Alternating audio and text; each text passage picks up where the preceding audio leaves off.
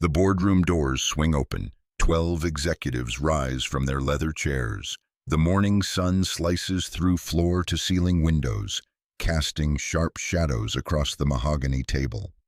A woman enters, mid-30s, charcoal suit tailored to perfection, dark hair pulled back severe and elegant. Her heels click against marble with the rhythm of absolute authority. Marcus Chen freezes. He stands near the back wall holding his mop bucket. Water drips onto the expensive carpet. His mouth opens slightly.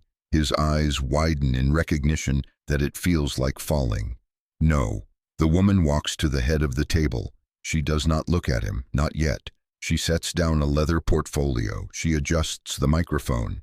Then she speaks. "Good morning. For those who don't know me, my name is Victoria Hayes. I am the new CEO of Sterling Dynamics." Applause fills the room, polite, professional. Marcus does not move, cannot move. His fingers grip the mop handle so tight, his knuckles turn white. Victoria continues, her voice is calm, measured. "I've spent the last 3 months working in this building, not in an office, not in meetings, on the ground floor, watching, learning, seeing how this company truly operates when no one thinks anyone important is paying attention." The executives shift in their seats. Uncomfortable glances pass between them. "I worked as a temp in the mailroom, as an assistant in HR, as a secretary on the 15th floor. She pauses, lets the words settle. "And what I discovered was enlightening." Now she looks at Marcus. Their eyes meet across the room. Hers are steady, cold. His are panicked, trapped. "Some of you treated me with basic human decency. Thank you." Her gaze does not leave Marcus. Others revealed exactly who they are when they think no one is watching. Marcus's stomach drops. The room tilts. He wants to run, but his legs will not obey. Victoria picks up a remote. The screen behind her illuminates. Security footage begins to play. The timestamp reads 3 weeks ago. The location is the 15th floor break room. On screen, a woman in a simple blouse and pencil skirt stands at the coffee maker. It is Victoria, but no one in this room knew that then. She fumbles with the machine. Coffee grounds spill across the counter. Marcus appears in the frame. His janitor's uniform is crisp, his badge gleaming. He walks past her, stops, turns back. The audio crackles to life. "You know that's not how you use that, right?" His voice drips with condescension. Victoria on screen looks up. "Oh, I'm sorry. I'm new. Could you show me?" Marcus laughs, sharp, mocking. "Not my job, sweetheart. Maybe stick to answering phones. That seems more your speed." The woman on screen says nothing, just nods. Small, defeated. Marcus in the footage walks away, still laughing. The screen goes black. The boardroom is silent. 12 executives stare at Marcus, some with disgust, others with barely concealed satisfaction at witnessing someone else's downfall. Victoria sets down the remote. "That was day 7 of my observation period." Marcus finds his voice, rough, desperate. "Ms. Hayes, I didn't know." "Of course you didn't know." Her tone is ice. "That's precisely the point. You didn't know who I was, so you felt entitled to treat me with contempt." "I was just joking. Let me show you more jokes." The screen comes alive again. Different footage, different days. A compilation.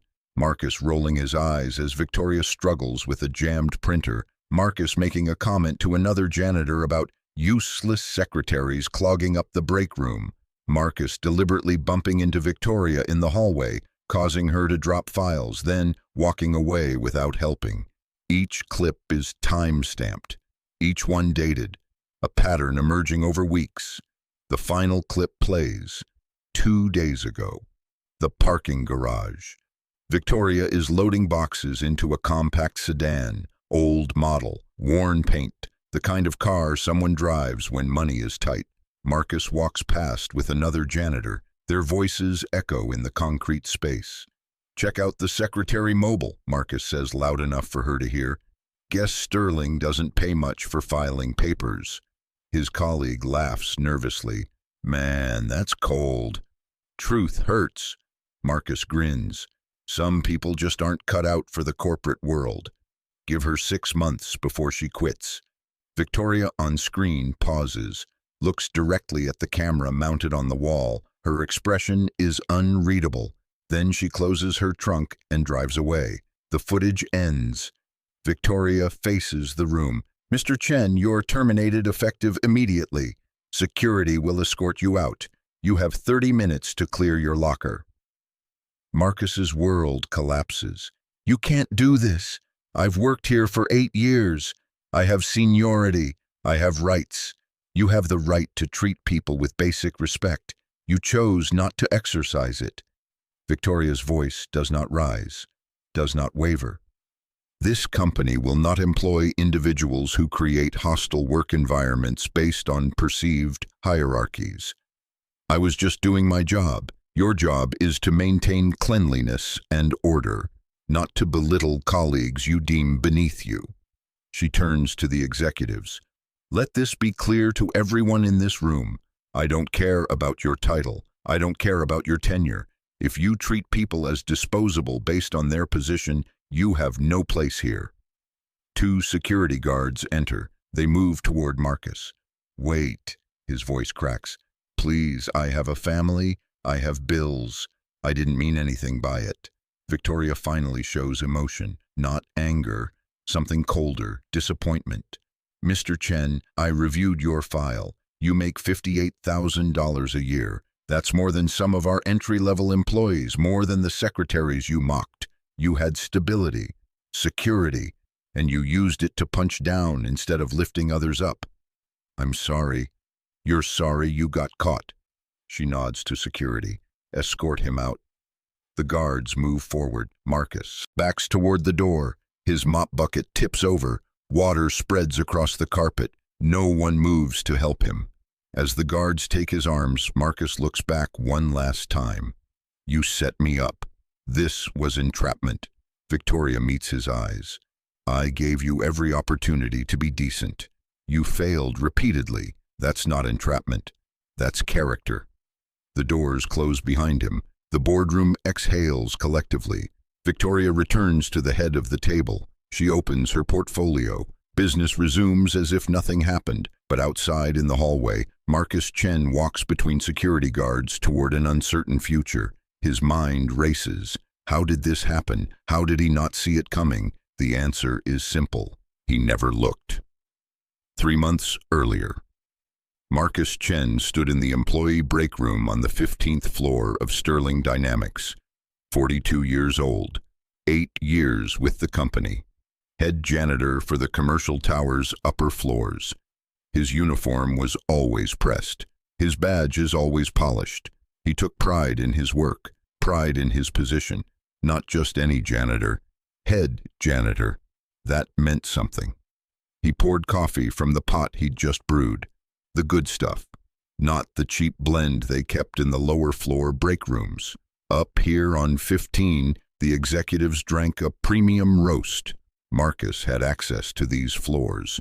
That meant he deserved a premium roast too. The door opened. A woman entered, late 20s, maybe early 30s. Simple white blouse, black pencil skirt, drugstore flats, no designer labels, no expensive jewelry. Her hair was pulled back in a basic ponytail. She carried a worn tote bag with a cracked strap. New secretary, Marcus thought. They always looked like this. Eager, nervous, temporary. She walked to the coffee maker, studied it like it was a puzzle. Her hand hovered over the buttons. Marcus watched over his mug, waited. This was always entertaining. The new ones never knew how to work the fancy machines. She pressed a button. Nothing happened. She pressed another. The machine beeped angrily. Marcus sighed loudly, deliberately. She looked up. Oh, sorry. Am I in your way? Her voice was soft, apologetic, the voice of someone used to apologizing. You know that's not how you use that, right? Marcus said. He did not smile. I'm new. I'm still figuring things out. She smiled hopefully. Could you show me, just this once? Marcus set down his mug, walked closer, but not to help. It's pretty self-explanatory. Even my kid figured it out, and he's 12. He picked up his mug again. But I guess some people need more hand-holding than others. Her smile faded. Right. Sorry for bothering you. No bother. Just try to figure it out before the actual employees need their coffee. He walked toward the door, paused, turned back. Oh, and you might want to invest in better shoes. Those look like you got them at a yard sale. He left. Behind him, the woman stood alone at the coffee maker. Her hands shook slightly as she pressed buttons. Finally, coffee began to drip into a paper cup. She watched it fill. Her expression was carefully blank. If you're enjoying this story so far, don't forget to hit the like button and subscribe. Drop a comment telling me where in the world you're watching from. I love hearing from you. But Marcus did not see her expression. He was already down the hall, already forgetting her, just another nobody passing through. They came and went like seasons, secretaries, temps, assistants. The people who answered phones and filed papers, while the real professionals did the important work. Marcus had worked hard to get where he was. Started as a night janitor 9 years ago at a different company. Worked his way up.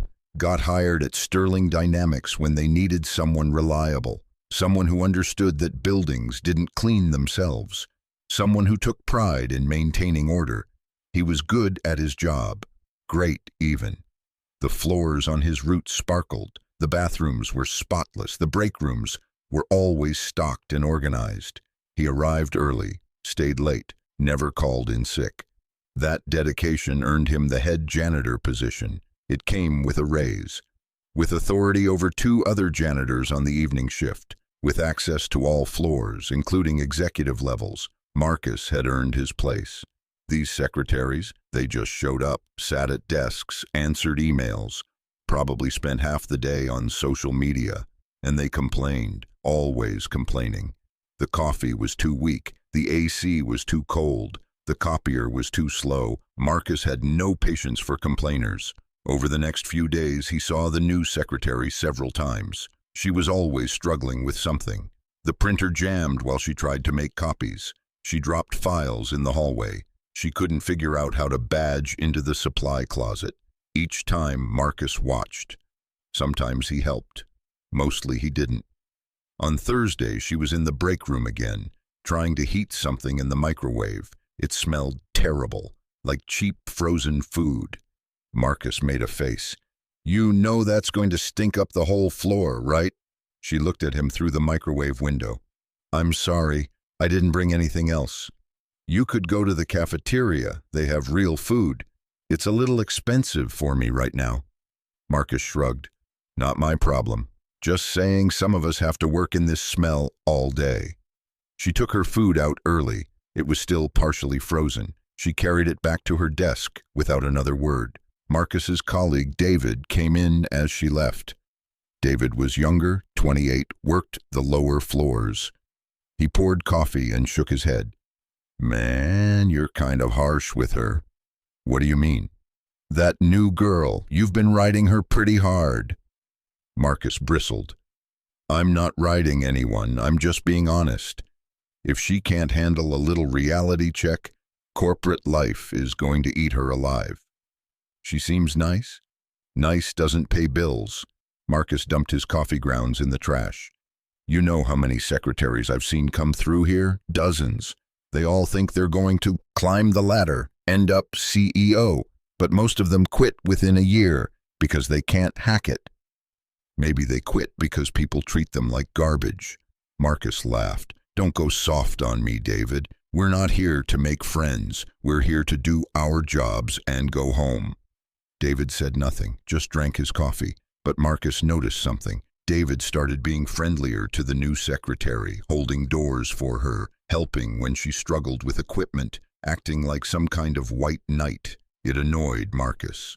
The following week, Marcus saw the secretary in the parking garage. She was loading boxes into an old Honda Civic. The paint was faded. One taillight was cracked and taped over, a dent in the rear bumper. Marcus walked past with David. They were heading to Marcus's truck. He'd parked on the same level by coincidence. Check out the secretary mobile, Marcus said, loud enough for her to hear. David looked uncomfortable. Marcus, come on. What? I'm just making an observation. He raised his voice slightly. Guess Sterling doesn't pay much for filing papers. The woman didn't turn around, just kept loading boxes. David mumbled, "That's messed up, man." "Truth hurts." Marcus unlocked his truck, a new Ford F-150, purchased last year. Some people just aren't cut out for the corporate world. Give her 6 months before she quits. He climbed into his truck, started the engine. As he backed out, he saw her in his rearview mirror. She was standing by her car, looking at something. He couldn't see what. He didn't care. Marcus drove home to his apartment in the suburbs. 2 bedrooms, nice complex with a pool. His son lived with him every other week, custody agreement with his ex-wife. It was tight financially, but manageable. The raise from head janitor helped. That night, he made dinner, heated up leftover pizza. His son Tyler sat at the kitchen counter doing homework. "Dad, can I ask you something?" "Sure, bud." "Do you like your job?" Marcus thought about it. "Yeah, I do. Why?" "Just wondering. You always seem kind of mad when you come home." "I'm not mad, just tired. Work's work." Tyler nodded, went back to his math problems, but the question stuck with Marcus. Did he seem mad? He wasn't mad. He was just realistic. The world was competitive. You had to establish your place. Make sure people respected you. Respect mattered. Without respect, you were just another invisible nobody pushing a mop. Marcus had clawed his way up from being invisible. He wasn't going back. The next morning, he arrived at Sterling Dynamics at 6:30, early as always. He liked the building when it was empty, quiet, clean, his domain. He checked the supply closet, restocked the break rooms, made sure everything was perfect before the office workers arrived. At 7:45, people started trickling in, the early risers, the ambitious ones, the ones trying to impress their bosses.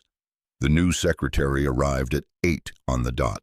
She carried her worn tote bag, wore the same style of simple clothes. She badged in at the elevator, disappeared upstairs. Marcus went about his day, cleaned the executive bathrooms, vacuumed the conference rooms, emptied trash bins, normal routine. At lunch, he was in the loading dock having a smoke. Technically not allowed, but everyone did it. The dock supervisor looked the other way. David joined him, lit his own cigarette. "You hear about the new CEO?" David asked. Marcus shook his head. "What about them?" "Supposed to start soon, some hotshot from the West Coast. Word is, they're going to shake things up." "They always say that. Nothing ever changes." "I don't know. I heard this one's different. Young, aggressive, made a name turning around struggling companies." Marcus flicked ash. "Good for them. Won't affect us. They never care about facilities." "Maybe, but Sarah in HR said the new CEO is doing some kind of undercover thing, working in different departments before officially taking over." Marcus laughed. "That's corporate nonsense. No CEO is going to pretend to be a regular employee. They'd never lower themselves." "I'm just telling you what I heard." "Well, it's probably bullshit." They finished their cigarettes, went back to work. That afternoon, Marcus saw the secretary again. She was struggling with the copier on 15. It had jammed, paper stuck inside. She was trying to pull it out, but clearly didn't know how. Marcus walked over. "You're going to break it doing that." She looked up, frustrated, embarrassed. "I can't get this paper out." "That's because you're pulling the wrong section." He reached past her, pressed the release latch. The jammed paper slid out easily. "See? Simple." "Thank you. Maybe read the manual next time." "I did. It didn't help." Marcus rolled his eyes. "Then maybe you're just not mechanically inclined." She stared at him. Something flickered in her expression. Not anger, something else. Calculation, maybe. "You're probably right," she said quietly. "I should stick to what I'm good at." "Probably." He walked away, forgot about it by the time he reached the next floor. 3 weeks into her time at Sterling Dynamics, the secretary had faded into the background. Marcus barely noticed her anymore. Just another face. Another temp who would be gone soon. He had no idea she noticed everything about him. Every dismissive comment, every eye roll, every time he walked past someone struggling without helping. She was building a file. and Marcus Chen had no idea his world was about to end. Victoria Hayes sat in her car in the parking garage. Engine off, lights dimmed. It was 8:15 in the evening. Most employees had gone home. The building was quiet except for the hum of fluorescent lights and the distant sound of a floor buffer, Marcus Chen's floor buffer. She checked her phone, opened the Notes app, scrolled through her observations from the past 3 weeks. Day 1, dismissed when asking for help, condescending tone. Day 3, made comment about my shoes in front of other employees. Day 7, refused to help with coffee maker, called me sweetheart. Day 10, rolled eyes when I struggled with printer. Day 12, bumped into me deliberately in hallway, did not apologize. Day 15, made fun of my lunch in break room. Day 18, mocked my car in parking garage. The list went on. Victoria closed the app, rubbed her temples. This was exhausting, not the work itself. The work was easy, filing papers, answering phones, making copies. She'd done harder jobs when she was younger, much harder. No, the exhausting part was watching people reveal themselves. Marcus Chen was not the only problem at Sterling Dynamics. He was just the most visible, the most blatant. But there were others, middle managers who ignored their team's concerns, executives who blamed assistants for their own mistakes, a culture that valued hierarchy over humanity. That's why she was here. 6 months ago, the Sterling Dynamics Board of Directors reached out to her. The company was struggling, not financially. The numbers were solid, but turnover was through the roof. Employee satisfaction scores were abysmal. Exit interviews revealed a toxic culture that no one seemed able to fix. The board wanted change, real change, not another diversity seminar or team-building retreat. They wanted someone who would dig into the foundation and rebuild from the ground up. They wanted Victoria Hayes. She'd made her reputation doing exactly this, taking struggling companies and transforming them, not through layoffs or restructuring, through culture change, through holding people accountable, through making it clear that how you treat people matters just as much as what you produce. Some called her ruthless, others called her a savior. Victoria called herself pragmatic. Before accepting the position, she had one condition: 3 months undercover. She would work in different departments, different roles, see the company from the inside. No one except the board chair would know her true identity. The board agreed. So Victoria Hayes, MBA from Stanford, former CEO of 2 successful tech startups, current leadership consultant, became Vicky Hart, temp worker. She started in the mailroom, sorting packages, delivering letters, watching how people treated the person bringing their mail. Most were polite, some were dismissive, a few were kind. Then she moved to HR, filing paperwork, answering phones.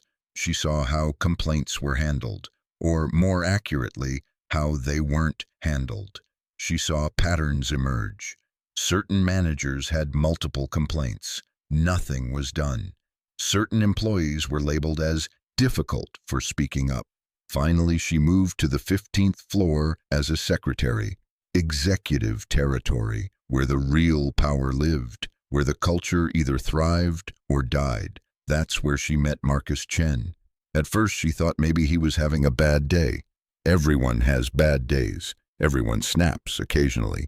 But it kept happening, day after day. Small cruelties, tiny cuts, death by 1,000 paper cuts.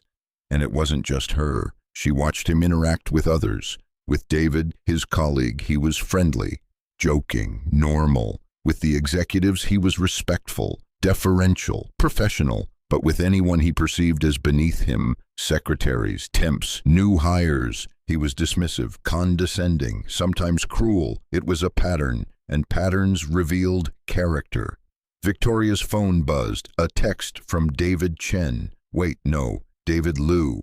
She kept mixing up the names. David Liu, the younger janitor who worked with Marcus. The text read, "Are you okay? Marcus was pretty harsh today." She'd given David her number 2 weeks ago, told him she was new to the city, didn't have many friends yet. He'd taken it as an invitation to check in on her. Sweet kid, genuine. She texted back, "I'm fine, thank you for asking." A moment later, "He's not always like that. I think he's stressed about something." Victoria stared at the text. This was the problem. Good people making excuses for bad behavior. David wasn't defending Marcus because he agreed with him. He was defending Marcus because it was easier than confronting him. She typed, "Stress doesn't excuse disrespect." 3 dots appeared, disappeared, appeared again. Then, "You're right, I'm sorry." Victoria put her phone away, started her car, the old Honda she'd bought specifically for this role. She actually drove a Tesla, parked it at her apartment across town. But Vicky Hart couldn't afford a Tesla. Vicky Hart drove a beater with a cracked taillight. Details mattered. She drove home to her temporary apartment, studio, furnished, nothing personal. She'd be here for another month, then move into the executive penthouse once she officially took over. Inside, she made tea, sat at the small kitchen table, opened her laptop. Time to compile the evidence. She pulled up the security footage archives. Sterling Dynamics had cameras everywhere. Lobbies, hallways, break rooms, parking garages. Most employees forgot about them. They faded into the background like wallpaper. But Victoria remembered. She'd requested access to the footage 2 weeks into her observation period. Told the board chair she needed to document what she was seeing. He'd granted access immediately. Now she scrolled through weeks of footage. Tagged the relevant clips. Marcus in the break room, Marcus in the hallway, Marcus in the parking garage. Each clip told a story, but she needed more than just her own experiences. She needed to know if this was a pattern with others, if Marcus treated everyone this way, or if she was somehow special. The next morning, Victoria arrived at work early. She went to HR, found Sarah Mitchell at her desk. Sarah was in her 50s, been with the company for 20 years. Seen everything. "Sarah, can I ask you something?" Sarah looked up from her computer, smiled warmly. She'd always been kind to Victoria. "Of course, honey. What's on your mind?" "Have there been any complaints about Marcus Chen, the head janitor?" Sarah's smile faded. She glanced around, made sure no one was listening. "Why do you ask?" "He's been less than professional with me. I'm wondering if it's just me or if others have noticed." Sarah sighed, pulled her keyboard closer, typed something. A file appeared on screen. She angled the monitor so Victoria could see. 3 complaints, all from women, all from the past 2 years, all describing similar behavior, condescending comments, dismissive attitude, creating an uncomfortable work environment. "What happened with these?" Victoria asked. Marcus got verbal warnings, went to harassment prevention training, nothing formal on his record. Sarah closed the file. "Between you and me, his supervisor said the complaints were overblown, said Marcus was just direct, said people were too sensitive." "Who's his supervisor?" "Jim Patterson, facilities manager." Victoria knew Jim, had met him during her mailroom stint. Nice enough guy, but old school. The kind of manager who thought mentioning someone's appearance was a compliment, who told women to smile more, who didn't see microaggressions as real aggression. "Thank you, Sarah. Are you going to file a complaint?" Victoria smiled. "I'm considering my options." She left HR, went up to 15, started her workday, but her mind was elsewhere, planning, calculating, building her case. At lunch, she sat in the cafeteria, ate a salad from home, saved money that way, kept up appearances. David sat down across from her. "Mind if I join? Please." He opened his lunchbox, homemade sandwich, apple, cookies that looked handmade.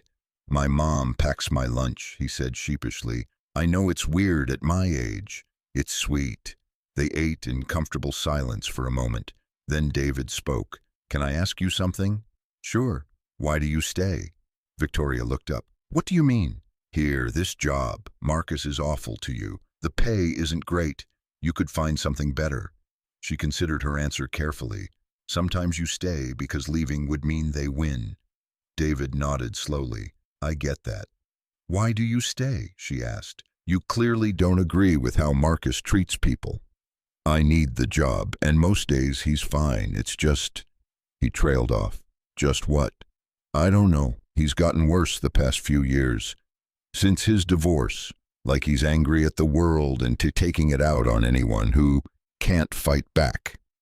Victoria filed that information away. Divorce, financial stress, custody arrangements, none of it excused his behavior, but it provided context.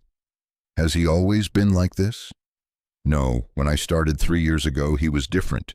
Still serious about his work, but not mean, you know? Then his wife left, took their son. He had to fight for custody. I think it broke something in him. Victoria felt a flicker of something. Not sympathy exactly, but understanding. Hurt people hurt people. It was a cliché because it was true, but understanding didn't mean accepting. David, I appreciate you being honest with me. I feel bad, like I should stand up to him more, but he's my boss, and I need this job. I understand. That afternoon, Victoria had a meeting, not as Vicky Hart, as Victoria Hayes. She left work early, said she had a dentist appointment, drove to her real apartment, changed into her actual clothes, silk blouse, tailored pants, heels that cost more than Vicky Hart made in a week. She met with the board chair, Robert Sterling, at his private office downtown. He was 72, silver hair, kind eyes, built this company from nothing 50 years ago. Now he was ready to hand it over to someone who could take it into the future. How's it going? He asked as she sat down. Enlightening. That bad? That's revealing. She pulled out her tablet, showed him her notes, the footage, the complaints. We have a culture problem, and it starts with accountability, or the lack thereof. Robert watched the clips. His expression darkened. I had no idea. That's the problem. Leadership never does, because people like Marcus Chen know exactly who to target. They punch down, not up. They're charming to power and cruel to vulnerability. What do you want to do? Victoria leaned forward. I want to make an example, not to be vindictive, but to send a message. This company will no longer protect people who create hostile environments. I don't care about tenure. I don't care about seniority. Character matters. You want to fire him, publicly, in front of the executive team, on my first day as CEO. Robert was quiet for a long moment. Then he nodded. Do it, but make sure your case is airtight. He'll lawyer up. It is. She spent the next week gathering the final pieces. She interviewed other employees quietly, secretaries who'd dealt with Marcus, temps who'd left because of the culture, even some of the executives who'd witnessed his behavior but said nothing. The picture that emerged was clear. Marcus Chen was a symptom of a larger disease, but he was also the most treatable symptom. Remove him, make it clear why he was removed, and others would take notice. If you're hooked on this story, make sure to subscribe and turn on notifications so you never miss an upload. Your support means everything and helps me bring you more emotional stories like this one. On her last day as Vicky Hart, Victoria packed up her small desk. It was Friday. She'd officially start as CEO on Monday. The announcement had gone out company-wide. Everyone knew a new CEO was coming. No one knew she'd been among them. Marcus came by her desk. Heard you're leaving. Yeah, found something better. He shrugged. Probably for the best. This place isn't for everyone. She looked at him, really looked at him. No, I guess it's not. Good luck out there. You too. He walked away, had no idea that in 3 days his entire life would implode. That weekend, Victoria prepared. She rehearsed her speech, reviewed the footage, made sure every detail was perfect. This wasn't about revenge. It was about setting a standard. Monday morning arrived. Victoria, dressed in her best suit, arrived at Sterling Dynamics at 7, went straight to the executive floor. The boardroom was already set up. Executives would arrive at 8 for the announcement. She'd arranged for Marcus to be there, told his supervisor there was a cleaning issue that needed immediate attention during the meeting. Marcus would arrive, mop in hand, expecting a spill or a broken pipe. Instead, he'd find his reckoning. Victoria stood at the window, watched the sun rise over the city, felt the weight of what she was about to do. Her phone buzzed, a text from David. "Good luck at your new job." She smiled, typed back, "Thank you. Good luck with everything." At 7:55, the executives began filing in. They saw her at the head of the table. Some looked confused, a few looked curious. None of them recognized her. At 8 on the dot, Marcus entered, pushing his mop bucket, looking annoyed at being summoned during an important meeting. He froze when he saw her, and Victoria Hayes smiled. "Let's begin," she said. The security guards escorted Marcus through the lobby.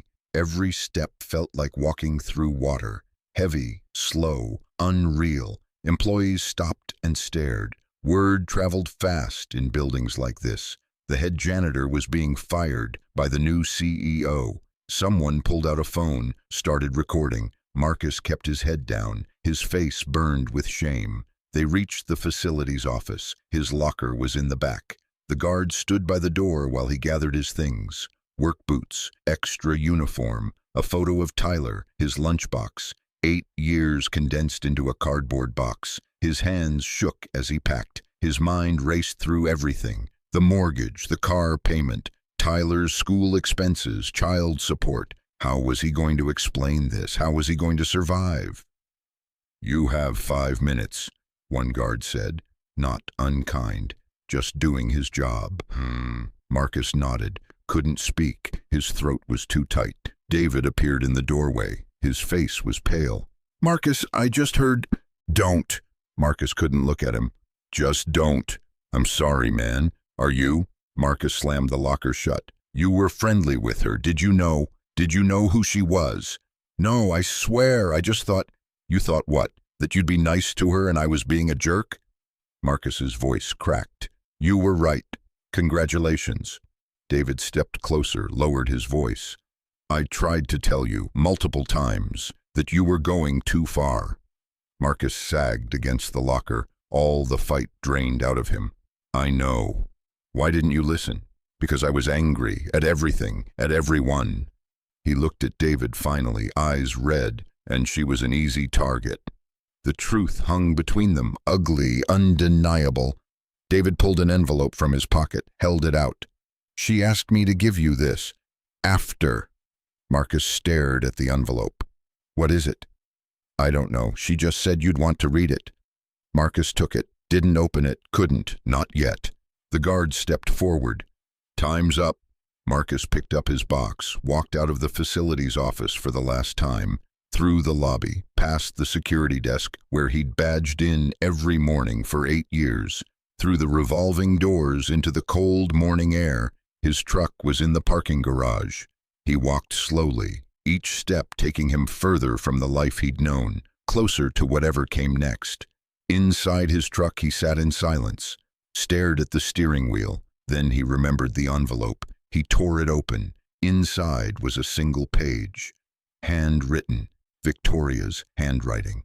"Mr. Chen, I didn't do this to destroy you. I did it because culture matters, because how we treat people when no one is watching reveals who we really are. You had every advantage. Stable job, decent pay, seniority, respect. And you used those advantages to diminish others who had less. I'm not naive. I know you're struggling. Divorce is hard. Single parenthood is hard. Financial stress is hard. But hardship doesn't justify cruelty. It should inspire compassion. You have a son. What are you teaching him? That power means permission to hurt? That respect flows up but not down? That people's worth is measured by their paycheck? I hope not.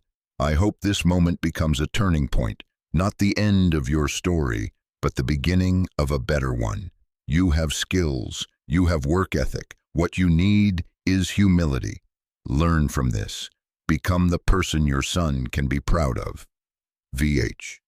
Marcus read it twice. Then a third time, his vision blurred. Tears he'd been holding back finally fell. She was right about all of it. He thought of Tyler, of the things he'd said at home, complaints about incompetent coworkers, jokes about lazy secretaries, What had his son learned from that? What kind of man was Marcus teaching him to become? The shame was overwhelming, but underneath it, something else stirred, something fragile, something that might have been hope. He started the engine, drove home. Inside his apartment, he called his ex-wife, explained what happened. She was quiet for a long time. "I'm not surprised," she said finally. "You've been bitter for years, Marcus. It was killing you. Maybe this is what you needed." "I need to tell Tyler. Tell him the truth, all of it. He's old enough to understand." That evening, when Tyler arrived, Marcus sat him down. He told him everything, about the new CEO, about the secretary, about getting fired, and why. Tyler listened, his face serious. Then he asked, "Dad, were you mean to her?" Marcus swallowed hard. "Yes, I was." "Why?" "Because I was angry, and I took it out on someone who couldn't fight back." Tyler thought about that. "That's not right." "No, it's not." "What are you going to do now?" Marcus looked at his son, at the trust still shining in his eyes despite everything. "I'm going to do better, be better, for you, for me." Tyler hugged him, and Marcus held on tight, grateful, determined. Back at Sterling Dynamics, Victoria addressed the entire company via video conference. 15 floors, 300 employees, all watching. "Today you witnessed something uncomfortable," she began. "The termination of a colleague. Some of you may think it was harsh, unfair, an overreaction." She paused. Let the silence settle. It wasn't. It was necessary, because culture isn't built by mission statements or motivational posters. It's built by accountability, by making it clear that how we treat each other matters. That dignity is not negotiable. On screens across the building, employees listened. Some nodded, others looked uncomfortable. Marcus Chen was not fired for being a janitor. He was fired for using his position to belittle others, for creating a hostile environment, for treating colleagues with contempt based on perceived hierarchy. She leaned forward, her voice grew stronger. "This company will no longer protect that behavior. I don't care about your title, your tenure, your performance reviews. If you treat people as disposable, you have no place here." The message was clear. The old culture was dead. A new one was beginning. In the weeks that followed, applications flooded HR. People wanted to work at Sterling Dynamics, the company that fired someone for being cruel, the company where the CEO had worked undercover to understand her employees' reality. Turnover dropped, morale rose, productivity increased, and somewhere across town, Marcus Chen worked a new job. Maintenance at a community center, lower pay, humbler position, but he showed up every day with a different attitude. He helped people, smiled more, listened, learned names, treated everyone with the respect he should have given all along. It was slow work, rebuilding himself, but it was work worth doing. One day, 6 months later, he saw her, Victoria Hayes. She was touring the community center, considering a partnership with Sterling Dynamics. Their eyes met. She paused. I walked over. "Mr. Chen." "Ms. Hayes." He stood straighter. "I wanted to say thank you. For the letter. For the wake-up call." She studied him. "How's your son?" "Good, better. I'm better." She nodded. "I'm glad." She turned to leave, then stopped. "Marcus, keep going. The person you're becoming is worth the effort." He watched her walk away, and for the first time in years, Marcus Chen felt something he'd almost forgotten. Pride, the real kind, earned through humility, not hierarchy. Thank you so much for watching until the end. If you loved this story, check out the other videos on your screen now. I think you'll really enjoy them, and don't forget to subscribe if you haven't already. See you in the next story.